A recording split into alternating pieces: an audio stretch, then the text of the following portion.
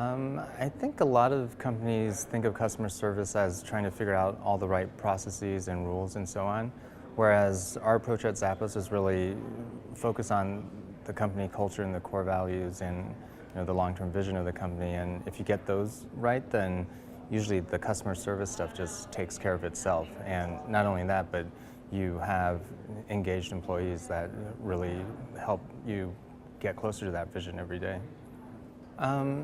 I think the challenge is that most call centers are run a certain way where it's very metrics driven and it's not really taking a bigger picture view of the company. So I guess part of my talk is about just taking that bigger picture view and don't focus on just trying to minimize your customer service costs, because our view is that customer service is really an investment, not an expense. And ultimately, customer service is a form of marketing, but I think a lot of people don't think that way.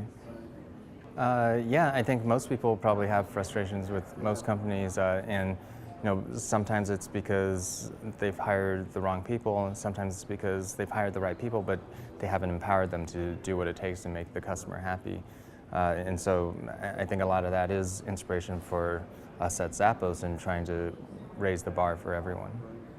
Well, it's interesting because actually it's only top down in the sense that our values are, we had a process where we got everyone in the company involved in figuring out what our values are, but the enforcement of the values and communicating the values, that's what's top down. But in terms of the culture that actually results from those values, that comes from bottom up. And if you take a tour of our offices, you'll see, for example, decorations all over the place or just creative ideas that were not ideas dictated by top down. It was really bottom up once they knew that they were empowered to really embrace the values and express themselves however they want.